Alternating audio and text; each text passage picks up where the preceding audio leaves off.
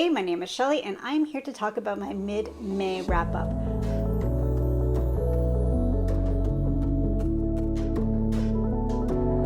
I thought I would start a new format where I did a wrap-up every 2 weeks, honestly, because I have a very bad memory, and it is nice and refreshing to talk about books that you just read right off the bat. Like, you get my instant reaction. Some of the books that I'm going to talk about, it feels like it's been such a long time since I read them, even though it was like 2 weeks ago, because I've actually read a lot in the last 2 weeks because I've had an amazing audiobook listening span. Like, I was able to listen to a lot of audiobooks this month, which is fantastic. Anyways, without further ado, let's get started. The first book I want to talk about, I actually don't own a copy of it. Got the audiobook through the library, and it was a really great choice, and that is Grave Peril by Jim Butcher. I DNF'd this series a while back, and I even made a video about talking about how I DNF'd it. And in a recent video, I decided to give it a second chance.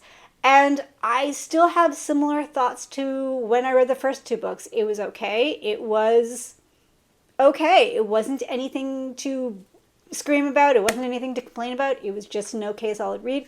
The audiobook was fantastic. Like everybody always says, it is fantastic. He is a amazing audiobook narrator. I am blanking on his name. I just know him as Spike. Anyways, he's an amazing audiobook narrator and really brings this series to life. I find it odd because in this book, there are sex scenes. There is a guy who is doting over a woman and is like humming about their relationship. Like, it's very much like a typical romance urban fantasy. So I'm like confused. I'm like, well, everybody complains about urban fantasies being like too romantic or too dramatic, but this book in particular was extremely dramatic. Like, there was a lot of his internal monologue, his internal strife about, you know, his relationship and all that stuff. So I find it funny that this book is so widely accepted, but other books that are equal caliber are not, because the main character is a female, as opposed to Dresden, who's obviously a male. So I find that funny, you know, because there was a legit sex scene in this book, and it was a sexy sex scene. Like, I'm still waiting for the Dresden hook to catch me, because as it stands right now, I am not really convinced that this is a series for me, but I will continue going because I've heard that it gets epic. So, I mean, how many books am I expected to read before it gets epic? I really want to know. Because I was still feeling that urban fantasy vibe, I decided to pick up Magic Bites by Alona Andrews. I actually tried this series probably about in the fall, and I DNF'd it because I was just like, this is not for me, blah, blah, blah.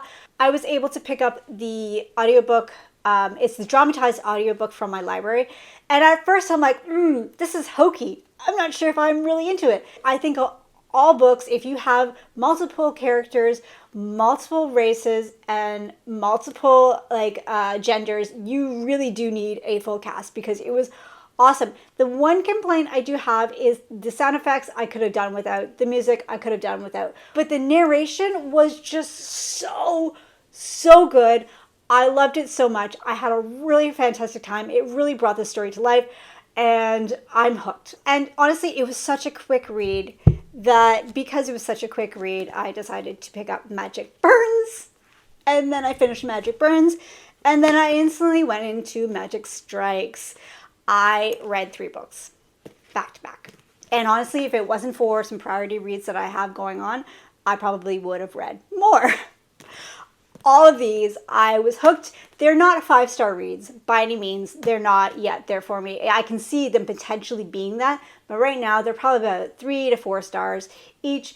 So what is the series about, and why should you read it? It is an urban fantasy, but it is the most unique urban fantasy settings I have read. Essentially, in this world, there are these things called magic flares, and magic flares means basically magic. It is essentially what it sounds like. Magic flares up and knocks out technology like a solar flare, except it's like magic. So all these like magical creatures are now coming out of the shadows, like shapeshifters, vampires, gods, other creatures.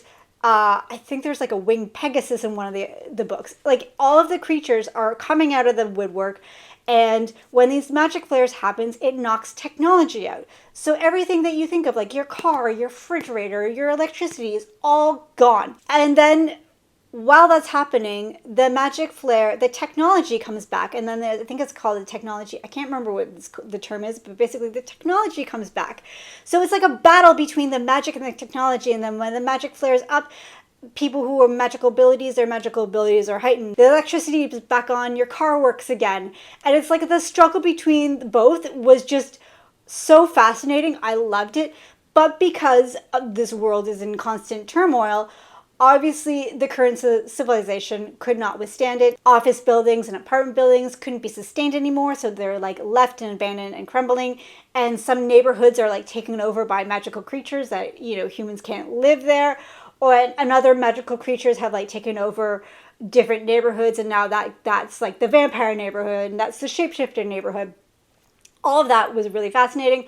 So we are following our main character, Kate Daniels. And Kate Daniels is kind of like a Dresden kind of character. She's like, I don't want to say she's an investigator, but she basically was like a goon for hire for a really long time. But she finds out that her guardian was murdered. And because she has all these connections, she now is a part of the investigation to find out what happened to her guardian. And then this kid brings us to meeting Karin. And Karin is like the king of the shifters in that area. And in this world, shapeshifters are not like werewolves. I mean, you could have a werewolf, but you could be like a lion shapeshifter, which Karin is, or you could be like a cat shapeshifter or a hyena shapeshifter. There's everything you can possibly think of, you can shift into, and he is like the king of them all, or the ruler of them all.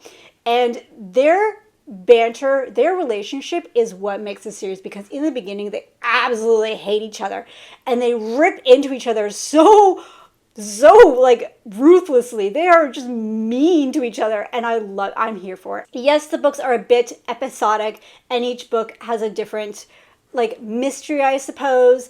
And everything happens very quickly. Like, it's very fast paced. So if you want to like sit and simmer with these like characters while things are happening, this is not the book for you. But if you want a quick, instant like gratification, instant fix for like awesome world building and really fun characters, I highly recommend this. I really, really wanted to continue on, but like I said, I have some priority reads, so I need to prioritize those reads. So I put it down, but I'm so itching to get to the fourth book. I really want it. I really want to. The reason why I didn't continue on with the Kate Daniels series is because I picked up The Daughter of the Drowned Empire by Frankie Diane Malice. I think it's Malice. I can't remember if that's how you pronounce her name. And this was the pick for our first, like my Discord's first buddy read together. So we were all going to read it together. Unfortunately.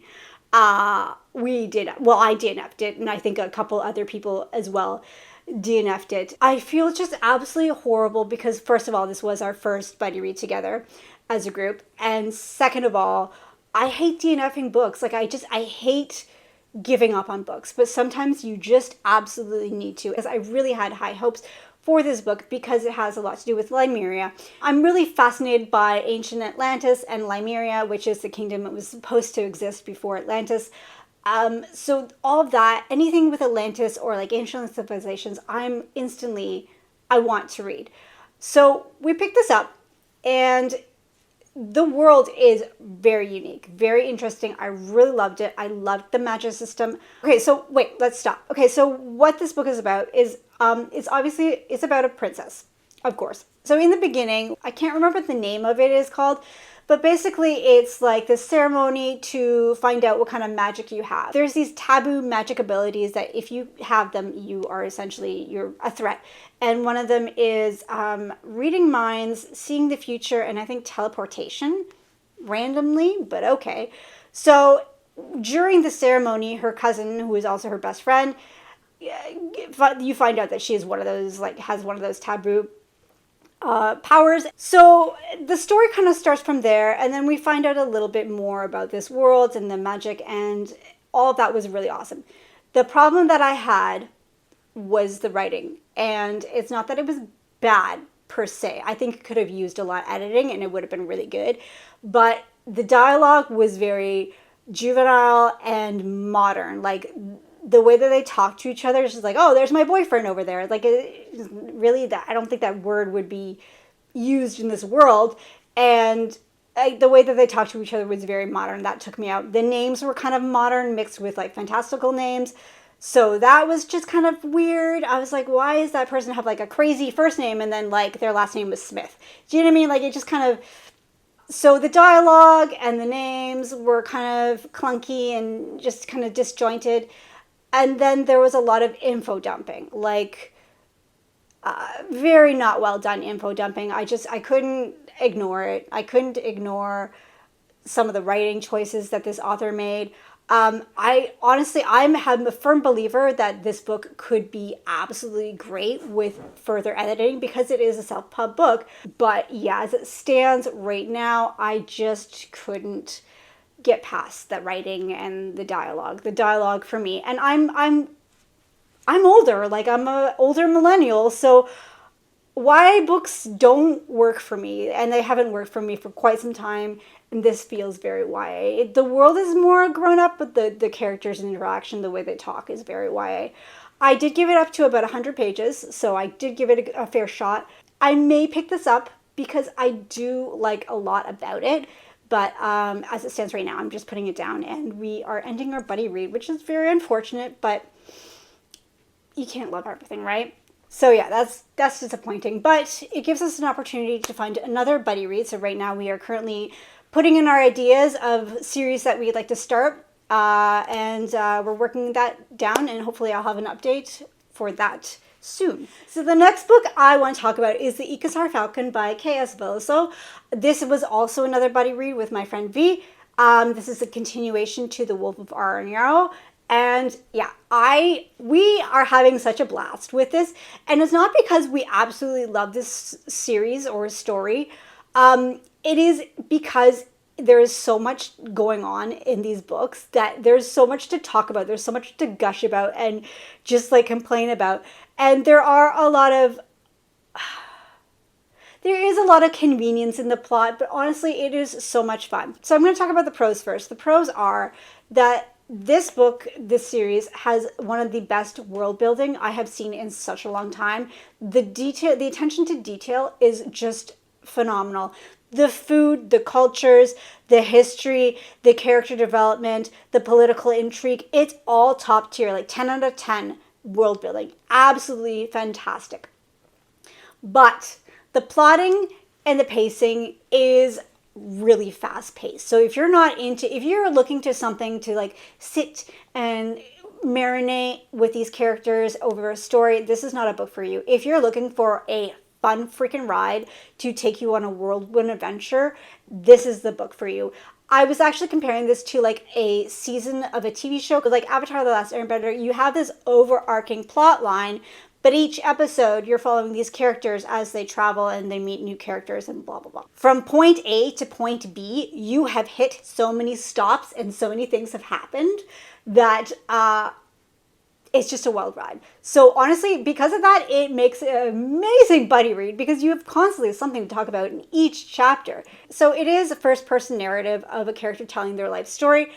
And I will be honest, she is very frustrating a lot of the times. She makes really stupid decisions and she has a lot of bad things happening in her life. Some caused by her, some caused by other people, but you know, the poor woman can't get a break. So it is kind of frustrating at times because it just seems like no matter what happens, she's always on the losing end and she's always making stupid decisions, but I still love her.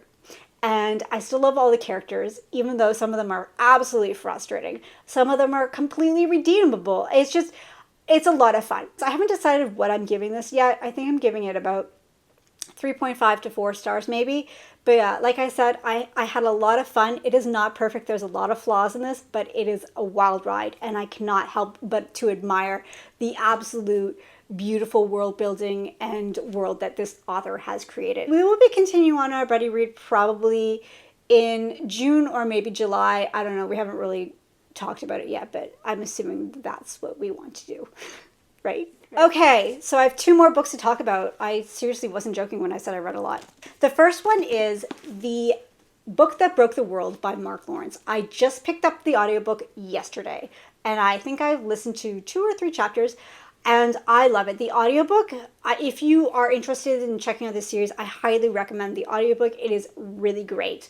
Already, I'm confused and I have no idea what's going on, but the beginning, I think the first chapter, I believe, is basically a recap of the last book, which is absolutely great. I think all authors should do it. But even after reading it, I was still like, wait, what? What's going on? Because so much happened in the last book and it was very confusing. But I'm okay with this. I'm okay with being confused. I'm okay with just going along on the ride. And I think that that's just what you need to do with this series. I really, really love the writing in this.